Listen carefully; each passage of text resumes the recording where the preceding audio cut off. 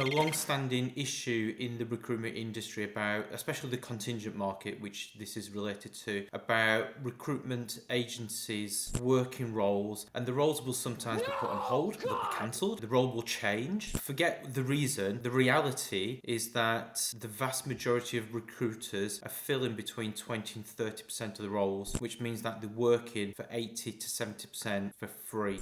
Initiating becoming a hiring machine sequence in 3, 2, 1.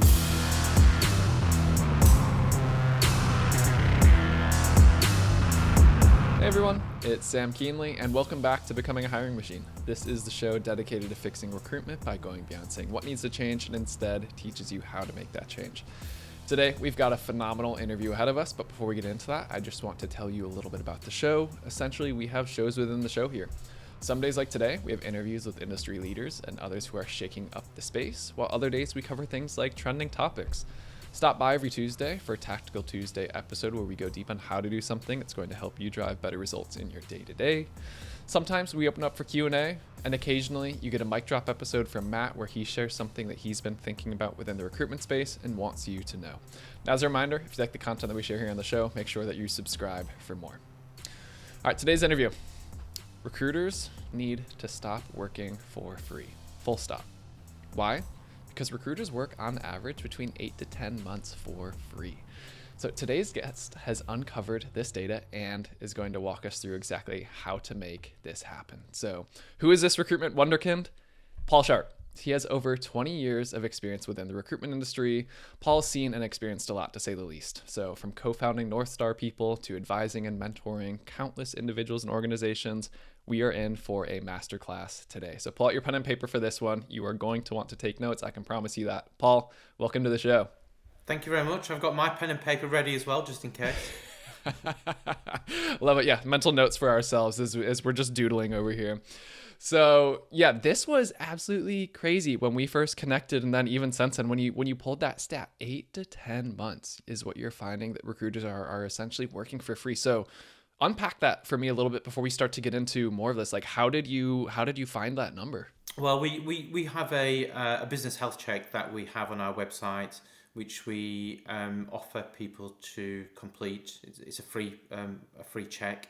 And basically, you enter your business data, and then it gives you the industry benchmark. So we spent about 18 months gathering the industry benchmark data. We've had well over 100 business owners complete this now. So the sample size is bigger than any advert for shampoo, especially those saying that shampoo is worth it. So it's a decent sample size. And it benchmarks you the performance of your business. And we know through that data that we are, able to, advise and guide business owners on where they've got some issues, where they've got some challenges, where they're overperforming or outperforming in the industry, and what they might be doing from a strategic perspective. But there's been this, long-standing issue in the recruitment industry about, especially the contingent market, which this is related to, about recruitment agencies working roles. And the roles will sometimes be put on hold. They'll be cancelled. The role will change. Another agency may fill it. So there's a myriad of different reasons. Some good, some not so good. But forget the reason. The reality is that the vast majority of recruiters are filling between 20 and 30% of the roles, which means that they're working for 80 to 70% for free. And that is one of the drivers why we have to charge some of the fees that we do to make up for the waste in the business that we're spending working roles and not getting paid for it. And I always ask this one question, and it's a challenge to anybody listening. If you can think of one industry where you do work and don't get paid for it, please drop me a message, because I've spent 20 odd years looking for it and still nobody can come up with one for me. That's a good challenge. I bet we might get some interesting responses. Probably a lot of tongue-in-cheek responses. I bet there won't be many real ones. Especially, I was just reading an article about Wall Street's announcing their earnings bonus season coming up, and that's the opposite end of that spectrum there. So, all right. So that stat is very helpful. So let's now zoom out a second. Like, how did you first start to see that this was a problem within the industry? Like, what were you observing that led you down this path? Well, I've always been in the recruitment industry for a long time, so I knew this was always a reality. But just computing that actually it's not acceptable takes a little bit of just reflecting on, because we just accept it as being the norm. And then if you take a step back for just a minute, the market, most recruiters have found the market really hard over the past 18 months. There's some really strong challenges out there. Organisational demand isn't quite the same as what it used to be. Vacancies are dropping. Organisations are holding off from hiring for economic reasons. So there's all these pressures mounting, and added to that, recruitment agencies are forever chasing the contingent recruitment model. You've got changes in the market with organisations because they are squeezing their TA teams, the talent acquisition teams. There's more people in TA looking for jobs now than ever before. I had 4 people reach out to me on Monday asking me if I could try and help them connecting with people that may be looking. So if you think about it, organisational demand is dried up. Recruiters are working a lot for free without being paid for it. They crave recurring revenue and sustainability, especially those recruiters that are very perm heavy and maybe haven't got a contingent or temp book. So it's very much feast and famine from a business perspective. So you've got all these pressures economically and socially within organisations. You've got TA teams that have been squeezed. HRDs are quoting that their one concern going into next year is that the TA teams won't have capacity to hire again or to hire much more than what they're hiring today. So even if there is a small incremental increase in hiring for 2025, a lot of organisations are going to struggle, which is good news for recruiters, right? Because that will be hopefully more demand. But organisations are equally under cost pressures, especially a lot of government changes going on around fiscal and taxation. So cost is going to be a driver. And we know when we look back over history, and especially the last 4 downturns, the one area which has come back really strong fairly quickly is outsourcing and the demand for solutions, not just a hire. And it's consistent. So history tells us it's going to happen again. Everything's set up for this perfect storm in terms of what's going to happen in 2025. So there's never been a better time for a recruitment agency owner to be looking at RPO or talent solutions, something that is going to enable the recruiters to be paid for the work they do and get some recurring revenue and sustain some sustainability into the business. Really important. So we've broached RPO a few times on this podcast. Let's go a little bit deeper there. Like, when you say RPO, what does that represent in your mind, and how are you thinking about it as part of this conversation?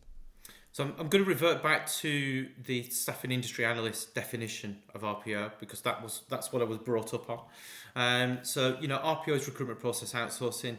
For me, it's the perm aspect of talent acquisition. MSP, managed service programs, is the contingent and the temp bit, and obviously you've got total talent management in there as well. But the RPO by definition, according to the staffing industry analysts, is permanent recruitment, and that's where an organisation outsources everything. So if you think about recruitment as it is today, the process is that long, but what a recruiter does is that part of a process that is that long. When you move into the RPO world, you have to stop thinking like that and you have to start thinking like that, and that's a different mindset and it's a completely different skill set. But by definition, that's what I refer to as RPO. Okay, so let's go another level deeper there. When you talk about the small portion that most recruiters are currently doing, what are those elements of the full recruitment cycle you're saying RPO would actually be taking on? So we don't have to go super deep on it, but just give a few examples of that little bit of the larger picture, and then what is that larger picture? Yeah, so a lot of agencies will do things like talent mapping or salary surveys or reward and compensation, or they may do some analysis about what other organisations are hiring for in terms of skills. They may look at talent insights and work out where organisations hire people from and where they lose talent to. They may do some work around role profiles or job descriptions. They may do some strategic workforce planning. So they may do all these bits in isolation. They may do one little bit for one customer, but maybe not for another. So this is starting with strategy right at the beginning. So it's the strategic intent and everything that's set up around recruitment, and taking it right through to onboarding and offboarding and everything that sits in between. And I'll give a few more examples in a little bit when we sort of delve a little bit further into some of the questions. But it's the microcosms of the service that is the end-to-end process. It's completely different. It's not just being given a vacancy and then filling it. That's just a bum on a seat or a strategic hire. But it's not solving the problem about helping an organisation to hire talent for themselves. Okay, no, that's perfect. And the reason I ask is that's something that so many recruiters are telling us is we want to go from being seen as just a quote unquote recruiter to a trusted talent advisor. And that, like you said, is starting with strategy at the beginning, not just come and be inserted for one small part of that equation. So that's why I wanted to hear you say that and tee you up a little bit for it. So, all right, let's start to break that all down. Like, what are the benefits of selling RPO solutions to a recruitment agency? Yeah, I've mentioned a few of them, Sam, but the recurring revenue is really important, especially for those perm recruiters, and being paid for work is really important. But this can be a really good offensive and defensive strategy with your customers as well, because most recruiters have had the very unfortunate experience, and I'm one, by the way, where you've got a customer, you've got a really good customer relationship, you've got some regular flow of vacancies. It may be one of your biggest customers, and then suddenly out of the blue you get a call to say they've outsourced the recruitment to one of the top 4, top 6, top 8 global providers in the world. And that sick feeling you get when you get that call, what's going to happen. You're going to get sod all vacancies, and you're going to be paid even lower fees for it. So it's a road to ruin when you get that call. So being on the front foot and being able to have conversations with customers about what is it that sits either side of what a recruitment agency does and how you can help build a solution can be a really great defensive and offensive strategy with your customers. But the more you can have conversations with customers around solutions, the more you're going to create higher level relationships with stakeholders. They'll see you as a expert in your domain. It will create stickiness with them. It tends to create longevity in terms of tenure of relationship. And you'll be able to have more conversations about what's going on for that business, aside from just, have you got any vacancies that I can fill? And that's super important, right? Because if you're going to want to push up the chain and have conversations with C-level people, they don't want to be asked the question of how many vacancies have you got, or can I have another vacancy. They're thinking ahead. They're thinking of the revenue line. They're thinking of the skills of the talent in the market. They're thinking about productization. They're thinking about where their business is going, what the competitors are doing, where they're competing, what they need to do to be different. That's not always about recruitment. But there's so many things as recruiters we probably read, we probably digest, we probably jump onto webinars like this, we learn about, and there's nothing stopping any recruiter, regurgitating some of this information, reading some thought leadership, being really on the top of your A game. Some really good people out there that share fantastic information. McKinsey, Gartner, staffing industry analysts are probably my top 3. And you can then share some of this thought leadership back with your customer. It elevates the conversation no end. And I can only tell you that up until 4 years ago, I was still doing this. I was reading information, repurposing it, and sharing it with people. And the amount of times I was asked to go and sit in front of a leadership team or a HR community to share some of this was phenomenal. So using data insights and sharing thought leadership with your customers is the way you're going to get on the front foot. And if you do that, frequently you'll uncover some opportunities. But the purpose is to elevate your relationship with your customer, not to find opportunities. You've got to change your mindset. Otherwise, you go into it and you start asking for vacancies. It's not clever. Yeah. I love that how you say it. It's proactive versus reactive. It's being a strategic partner versus just being another commodity in the space. And how you go about that is how you truly position yourself for this. So, all right, Paul, I'm bought in. I want to do this. Like, what's the next step? Well, we always start off with the why. Why do you want to do it as a recruiter? What do you want to achieve by when and how? How does it fit into your strategic plan? What does it mean for your other revenue lines? So I think, being really super clear on your strategy and why you're doing it is important. Once you've done that, then the second piece is around customer segmentation. So we know from our research that this is one of the biggest missed opportunities for recruitment agency owners. They don't segment their client base. Or let me rephrase it, Sam. If they say they do, I ask them how they do it, and then they'll say, we don't do it really. I was like, well, why did you tell me you did it then? So once you get into the detail, it's like, yeah, we don't really do it. And I was like, yeah, I knew you were going to say that. So we use a three-pronged formula for segmenting a customer database. It takes a good half a day, if not sort of two-thirds of a day, done properly. And you use the criteria around what you get from your customer, where the customer relationship is at on the customer journey and map, and where is the customer going. So it's a great way, it's a great exercise to do with the team. And if you do it on a big white wall and segment it with those three bits of criteria that I've just mentioned, you end up then with a massive wall in front of you with all these post-it note with all these customer names on in different colours and everything else. And it's a great way to understand how good your customer relationships are, what you get from the customer, and where the customer is going. Three bits of criteria, really, really super important. And the reason for doing that is because when we start off on this RPO journey, we always start by looking at our existing customer base. Because one, if you haven't got enough senior level relationships and trusted advisor level relationships, you're going to struggle as a brand that's starting off to develop and sell RPO and not known for RPO, by the way. You're going to struggle. So you've got to have some really good customer relationships. We've come across a couple of agencies that have wanted to go down this path with the RPO program that we run, and we've had to pause and say you probably need to spend 12 months just working on your customer relationships because you haven't got enough to go at.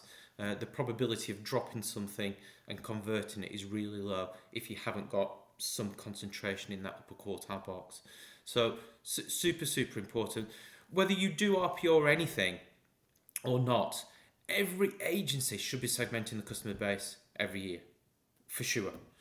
Like I said, it's a great team exercise to do. But we know from people like Gartner that the reason why we do this is that the chance of selling to an existing customer is between 70 and 85%. The chance of selling to a new customer is between 5 and 15. So this is why this is super important, because your first stopping point is your existing customer base. Sounds obvious, but it's got to be your customer base. Mm-hmm. So as a marketer, as a go-to-market practitioner, I'm trying to expand our revenue for Hoxo. I have learned this lesson the hard way as well. We can market to everyone. Let's market to every recruiting organization. Let's do this. But to your point, segmentation is so critical to how you go about that, because there are so many different ways that can pan out for you and the insights that you can glean. So let's get detailed for a second. Like in one of those exercises that you've done where you've done the customer segmentation, what are a few insights that you've helped those organizations understand when they go and do all that sticky note exercise with their current customers? Like what are they seeing with the good, the bad, the ugly, and everything in between? Yeah, I think it starts to focus people's minds on what they've got in their customer base.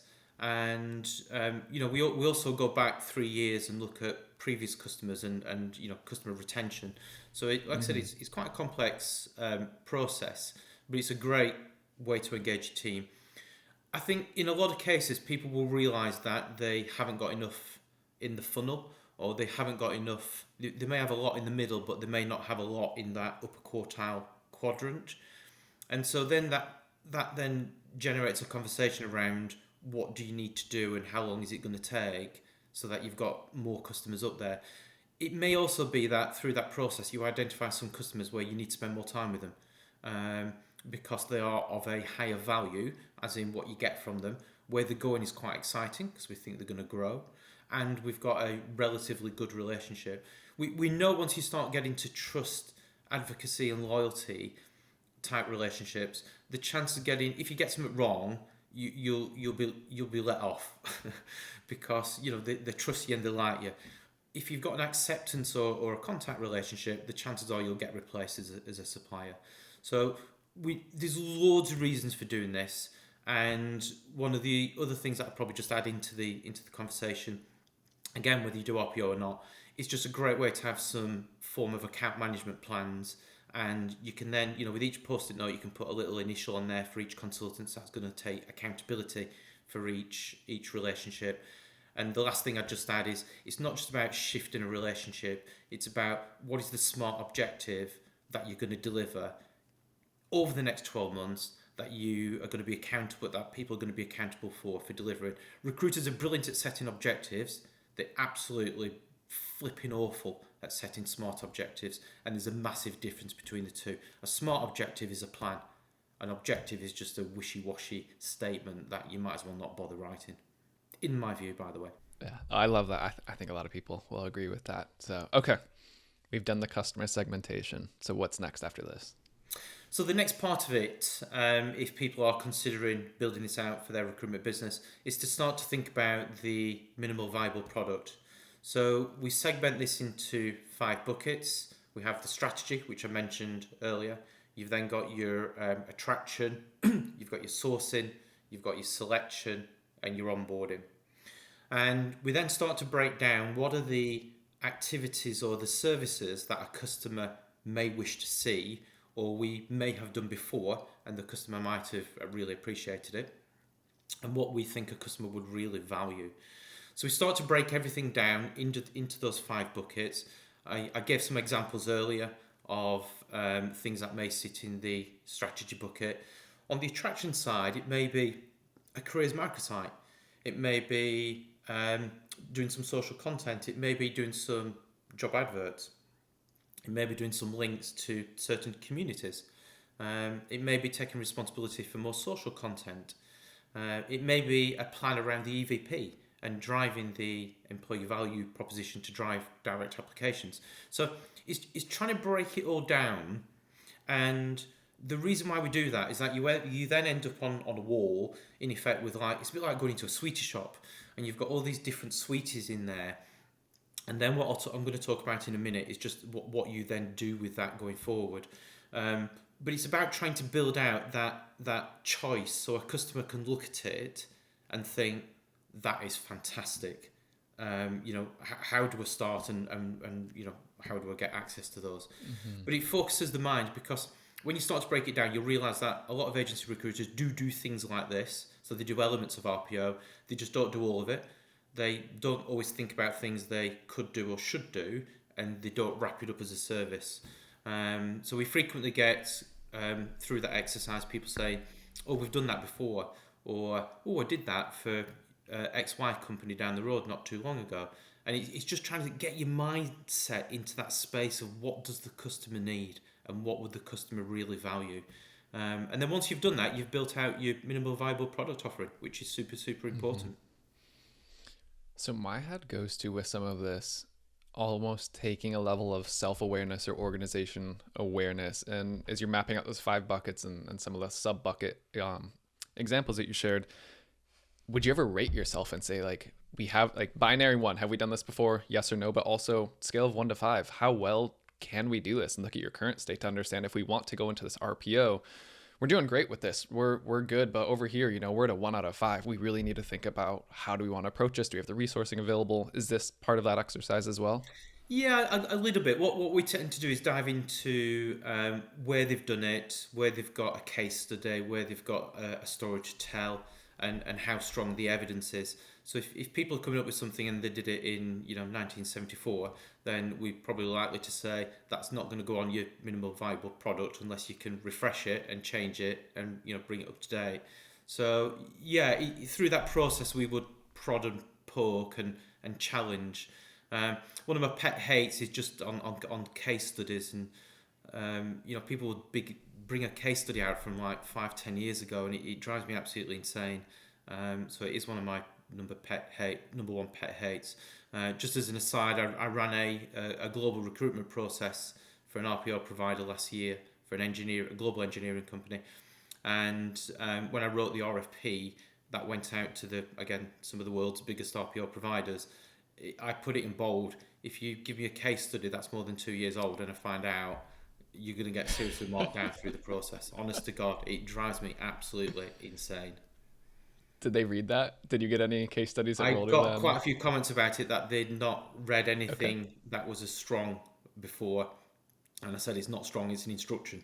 Just don't default from the instruction. But, bringing out case studies that are old, it's just not relevant. It's not relevant. Exactly, to your point. Okay. I like that. So we're talking a little bit about the MVP here. Is there anything else that we need to be keeping in mind as we are building this or presenting it to the larger organization? It's a great question. You mentioned earlier just around changing your position and mindset, and I think this is where one has to really think differently. So you almost have to imagine yourself as if you are the head of talent acquisition, or you're a talent business partner, and you have to think about what's important internally. So ultimately, there are loads and loads of different reasons why organisations would outsource, but at some point somebody's going to say, does it generate any cost savings, or does it stack up from a cost perspective?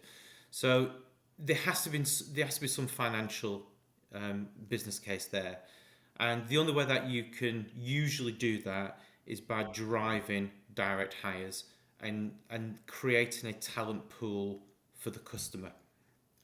If you can drive direct hires and create a talent pool for the customer, and you will know this as a marketing expert, leveraging the brand is super important to doing that. But if you can do those three things, and do them well, then you'll attract people directly. You will reduce the amount of agency hires that organisation makes.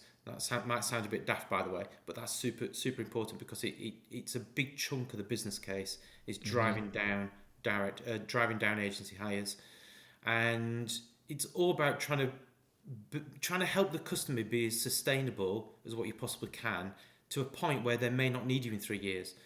But I'd put it the other way around and say, if you do such a good job that they don't need you in 3 years, they will need you in 3 years' time. But you'll be doing something else other than just talent acquisition, or you might be doing it in a different region, or for a different plant, or a different country. I love that.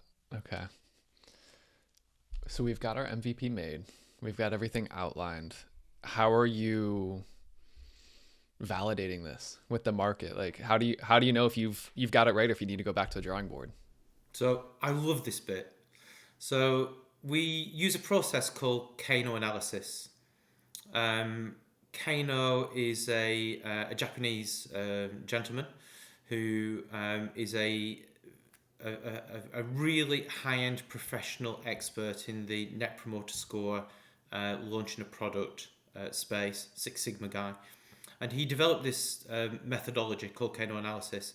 And it's used for a number of different things, but the one area where it is super brilliant is that if you've got a product and you want to test it, this is the methodology you want to use. And I'll tell you the reason why. Because when you build out your MVP, as recruiters, we'll frequently think, I know what they are going to rank, first, second, third, fourth, fifth.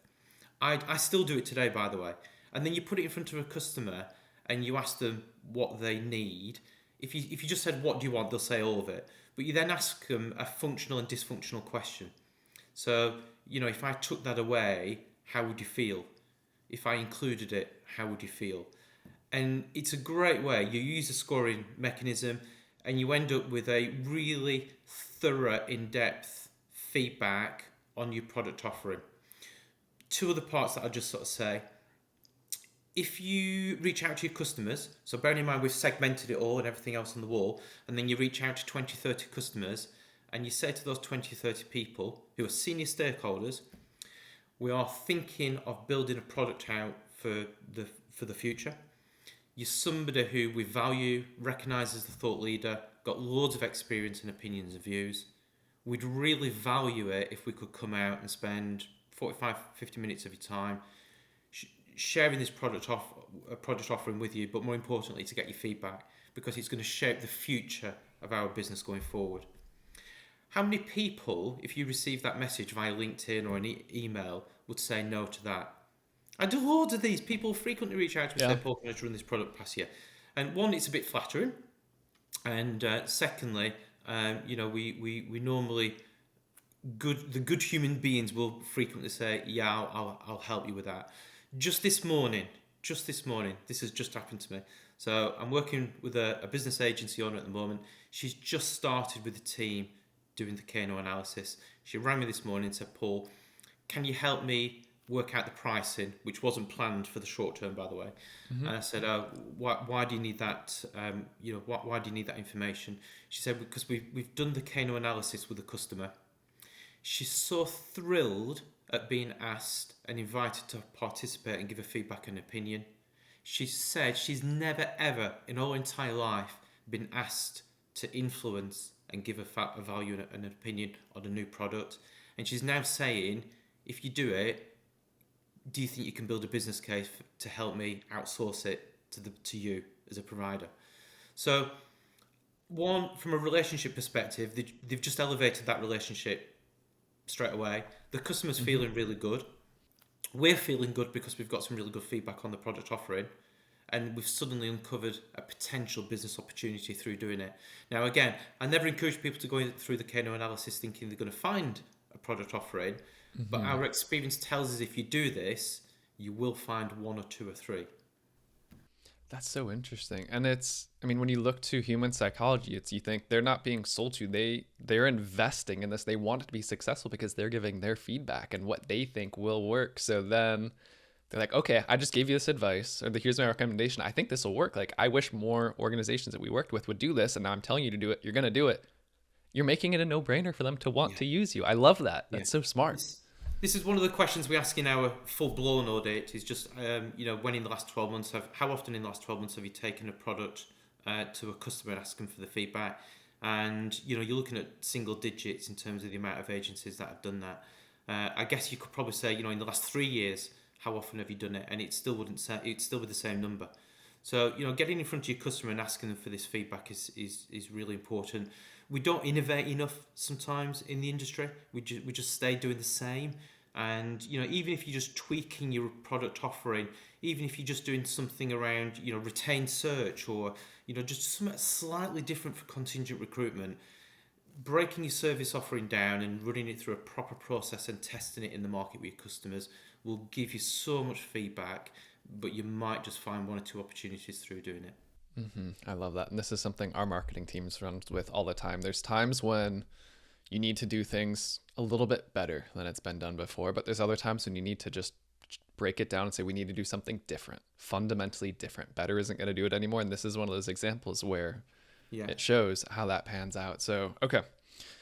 I know we just talked a little bit about how this could turn into potential business opportunities, but how do you really, aside from getting the couple that might come in that way from feeling invested, how are you going about and selling and positioning this? Well, I think this then turns into your go-to-market strategy. But just to emphasise, you've got to go hunting where you've got existing relationships first and foremost. But I think the next part of the process that we look at is just the BD sort of strategy and the BD element. And specifically, we're a fan of the Miller-Hyman sales methodology, by the way. So it's about really trying to understand the stakeholder pain points that you are interacting with. And if you're not interacting with them, then trying to think about what the pain points that an organisation may have that you may be targeting. So an RPO has got to solve a problem. It's not just it's not just something somebody's going to grab off the shelf. It's got to solve a problem. And for it to solve a problem, you've got to understand what that problem is. So is it around cost? Is it around speed? Is it around revenue? And that particular pain point shouldn't be underestimated, because people think it's always about cost. But if we go back to the work that I did last year with the global engineering company, we worked out that we could get the time to offer down from 70 days down to 50 by outsourcing. 20 days difference. 1,600 employees were on paid work of around €1,000 per day. So you work out quite quickly the value to the organisation from a revenue perspective of getting people into the business quicker. It's a big number, right? So sometimes it's about cost, sometimes it's about quality, sometimes it's about skills and access to skills. It could be around diversity, it could be about revenue, it could be about the TA capability and capacity, which I mentioned at the start. It's about trying to understand your customers, whether they be existing or prospect. What is the pain points? What's keeping them awake at night? What are they going to be interested in?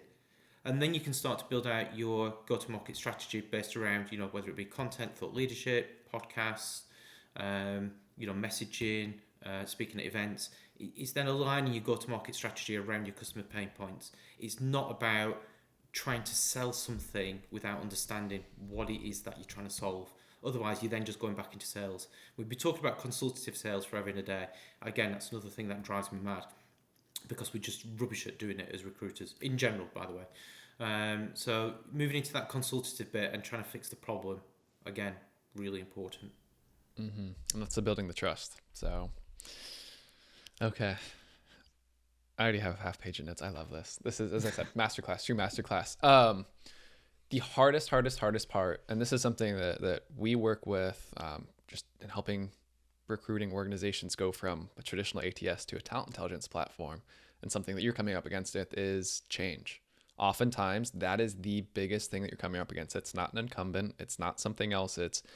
This is different from what they've done or from what your prior engagement may have been. So how are you helping to build out this business case or lead the horse to water to kind of coming to this aha moment that says, okay, we do need to move forward with something like this? Well, I think there's two things. I think the first thing is, once you get in front of an organisation or a senior stakeholder who trusts you and thinks that you may have something to offer because you understand the pain points, and so they're interested. It's about doing a really thorough deep dive into their business. So some people will call this baselining. I call it a discovery audit. It's pretty much the same thing. If you are doing a really thorough diagnostic and you're understanding exactly what the problem is and exactly the cost and exactly the amount of time that people, stakeholders, hiring managers, HR, BPs, TA people are spending on the process, how much they're spending on LinkedIn, advertising, you've got to go into micro detail about understanding what is going on in that organisation. And I'll tell you the main reason why. If you don't do that, when it comes to pricing it, you'll get the pricing wrong. And when you come to building the business case, you'll miss a trick. So the more detail you've got, the more you'll be able to match your minimal viable product against the pain points of the customer, which will help you sell this into the business enormously. The second part, once you've done all that, you've got all that granular detail and data. And data, by the way, is around direct hires, internal mobility, referrals, and agency spend. Because this isn't always about hiring. Sometimes it's about looking at the internal talent as well. So once you've got all that data, then you can start to work out what the commercial model looks like and where there may be some cost savings, or where it may be about reducing the time to hire or getting in better quality. If you can do that, and you've mapped out your stakeholders in a customer, each stakeholder will have a different persona. You will know this from your marketing. And it's about then trying to match your offering and message against that particular stakeholder. So if you speak to somebody in HR, my experience tells me they will be very interested in things like speed to offer and the quality and talent pooling. But the minute you get in front of a finance director, they're just going to want to know the number, right? How does it compare, and is there a cost saving? So by doing a really thorough, deep dive discovery audit, you'll then be able to tailor your message to your different stakeholders. You've got to be able to adapt, because once something gets to a CFO or a finance director, if they're not feeling confident that this is going to deliver some cost savings, the HR person can feel really positive about it, but they will probably do all they can to kibosh it. So really important you do that discovery audit and the baseline data. The last bit, just around change, I'll come on to when I talk about the implementation phase, because that's another important aspect as well. Okay. So one, Yeah, this is near and dear to my heart because I love to try to solve for this problem when it's something different. So you've mentioned that you outline, like, you know, the pains that they're experiencing, like that's part of your message. So you got them to the conversation already. You know what their pain is that they're struggling with. One of my favorite ways to really draw this out is to say, okay, you have this pain. If you stay with your current ways, how are you going to solve that? How much is it going to cost? How much revenue are you leaving on the table? How much time is it going to take? Well, if we go this way, how much is it going to cost? How much revenue are you leaving on the table or making with it? And how much time are you going to save? So I love painting that picture for them and making them go through that process, because then that aha moment becomes more clear of, it's not Paul trying to sell me anymore, but it's like, this is logical, and it's so hard to argue with this when it's front and center in front of my face. You've summarised that perfectly. And what you're doing, Sam, is actually you're producing the business case for them. You are writing the business case for your customer to then present internally. So you're doing the heavy lifting. But if you're involved in the business case, again, my experience tells me people will be more open and transparent with you because they know you're trying to help them as opposed to trying to sell something into the organisation. So you'll get more data. I love it. So, all right. Do we want to go into the implementation part next, or do we want to talk about, I know you said there's a common question, but how do you price some different RPO solutions? This is a hot potato.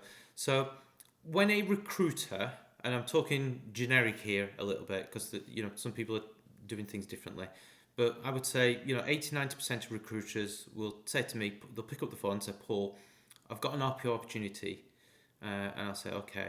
And I'll ask them to break it down what they're doing, and frequently they struggle a little bit there. But if they can articulate that, they'll then say, so what I want to know is how do I price it? And my first question is, so how do you think you should price it? And they'll say, well, I charge 25% now. If I've got exclusivity, and there's 5 roles or 10 roles over the next 3, 4, 5, 6 months, I'll drop that fee down to 20% or 18%. And I'll say, okay. That's one way of doing it, but it's not the right way. And I'll tell you the reason why. The vast majority of recruitment agencies convert less than 15% of their gross profit to the operating profit line. You've got to keep that stat front and centre. 50% of recruitment agencies are dropping less than 15% to the bottom line. And one of the main drivers why that is happening is what I said at the start, which is people are doing a lot of work and not getting paid for it. So this is about doing work and getting paid for it. So the way to price these things up is to do your discovery audit. Make sure you've got all the baseline data. You know what the cost of the service is going to be to deliver it, because you know what the problems are that you're fixing and what you now need to do more of around driving direct hiring and reducing agency spend, using referrals and internal mobility. And once you've mapped out the service and you've mapped out the impact on the cost-saving initiatives, you put all your costs in one place, a bit like you would on a P&L, and you add on your gross margin at the end. So if you're making 15%, converting 15% of your gross margin to the bottom line, I would say with an RPO you should be making 30, 35 minimum. I've worked with solutions where I was making north of 50% gross margin. So you put it on top. So the challenge then is you've then got to manage your delivery against what you've built, knowing that if you do that, you're going to make a minimum of 35, 40, 50%, whatever you want to put on top. So you do this bottom up. You don't do it top down, is the simple way. And that's why most recruiters get this wrong. Do you think they're scared to go bottom up? Do you think it's a lack of data? What do you... When I mention it to people, Sam, they go, oh my God, that's obvious. And I'll go, yeah, I know. So it's just one of those obvious things that until, when somebody says it, you just think, why have I not been doing it that way before? But when I worked when I worked in Adecco, in my early days in my career, this was how we priced things up. It was always about, making sure you understood the cost of delivery and then working out what was going to, really excite you in terms of the amount of margin that you're going to drop to your bottom line. but equally, balancing that with what the customer expectations are. But that's how we did it. So I've just grown up in this world where you always price things up bottom up, not top down. Yeah, and that's such a big takeaway in and of itself, right there. So, all right, what role does tech have in all of this? So we've talked a lot about just people, knowledge, insight. Like, where does tech come in? Please don't get on an AI train right now. I know everyone's sick of hearing about AI. I'm sure that's not a huge part of it, but how does that all come into play with just modern recruitment? So one of the key objectives for recruiters to get their head around is this driving direct hiring for organisations. If you are driving direct hiring and you put in the candidates into a talent pool or an applicant tracking system that belongs to the customer. By the way, there's nothing stopping a recruiter suggesting an applicant tracking system or even giving it as part of the service and charging for it accordingly. And if you can do that, that is utopia, by the way, because it's going to mean the customer's going to find it even harder to separate from you on the basis that they're contracting with you for the service and the applicant tracking system. I've done that a couple of times in my career. So the ATS is the foundation. So you cannot do some of the things we've talked about, whether it be microsites. You cannot, get scale of economies and efficiencies if you haven't got some sort of technology that can help you with screening, that help you with talent pooling, that can help you with, the offer management, the setting up of the interviews, the script. I can go on and on and on. So having a piece of technology is really important. Some of the CRMs now actually can do some of this. So they can create a Chinese wall and have almost like a separate database, which is almost for a customer. They can scrape and clone careers websites so that, you think you're on an organization's website, but actually you're on a recruiter's website. There's some really clever tech out there. But fundamentally, you cannot measure your service if you're not breaking it down, and you can't report on promises you've probably made from a surface level perspective if you're not reporting this accurately. And I think over and above that, it just gives the client comfort that actually you are doing something different. You have got their best interests at heart. If you are putting 3 candidates forward and one gets the role but the other 2 don't, those silver medal candidates are going into the customer's database, not into the recruitment agency's database. If you're going to market, you're leveraging their brand and promoting their brand. You're not promoting the recruitment agency brand. So it's shifting mindset, shifting perspective, and always having the customer's best interests front and centre of your mind. It's not to say you can't make money and shouldn't make money. You should. But you've got to have the customer's objectives front and centre. And so, as we start to wrap this, what advice would you give to an agency owner who's thinking about building and selling these RPO solutions? Sam, I've sat very recently on the opposite side of the table to some of the world's best RPO providers and seen how they do things for myself and what they're good at and maybe where they're less good at. There's some amazing organisations out there, hasten to add, with some brilliant and super clever people. But there's nothing that some of these big providers do that a small agency cannot do.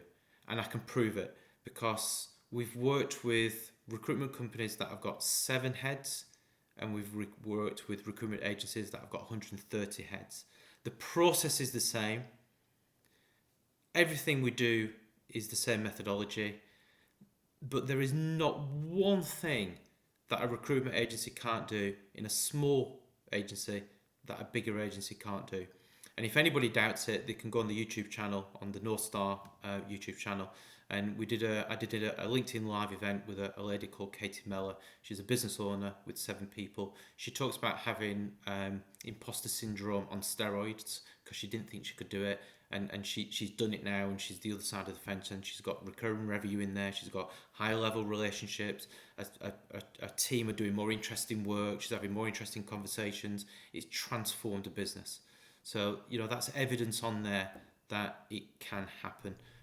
The one thing that I would say would stop in people's way, and it is a common thing, it's mindset. Because if you can't shift your mindset, it will stop you pretty soon in your tracks. Yeah, amen. All right, 2 final questions as we wrap. 1, is that case study less than 2 years old? It's On 18 YouTube. months old. Perfect. And then number 2, you mentioned your YouTube channel. Where else can people find you, find information about North Star, just anything to learn and follow? Well, but people can feel free to connect with me on LinkedIn. We're doing quite a bit of work in the UK, but in Europe, we've just started to build out some relationships in the US, and we're doing a little bit of work in Australia. So, this is not a UK-centric offering. The process is the same. All the details about the RPO program are on the northstarpeople.com website. And our YouTube channel is also listed on there as well.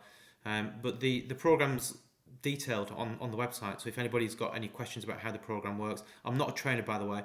I'm just somebody who's using my experience of building these, selling them, implementing them, getting them running and making money out of them. And I'm just sharing my experience with business owners. And the program normally takes somewhere between 6 and 9 months. Some agency owners expedite that. Katie, the small agency owner, she did this in like 3 months, which was super fast. But she bypassed the sales process because she had a customer that was just so keen to get this done really quickly. But most people, it takes somewhere between 6 and 9 months. Okay, I love it. Well, Paul, I truly, truly, truly appreciate you coming to join us for this. I know I learned a ton. As I said, my notebook page is now full with notes I'm going to come back and reflect on, but just want to say thank you for sharing your knowledge and expertise. This is a big part of why I love doing this show as much as I do. So, all right, well, as we wrap, Becoming a Hiring Machine is a production of Hoxo. If you like this episode, but you're not sure where to go next, we do have a link to a similar one, and you can find that in the show notes of the description of your favorite podcast streaming platform. Full video episodes are available on YouTube if you want to see our beautiful faces there. And if you ever have questions, send them to us, podcast@hoxo.co. Lastly, if you did enjoy this episode, which I know you did, please make sure that you leave us a rating in your podcast streaming platform. It takes 3 seconds, but it's going to help other recruiters like you to find us. So, all right, everyone, that's the show. Paul, thank you so much for joining. Until next time, bye, y'all.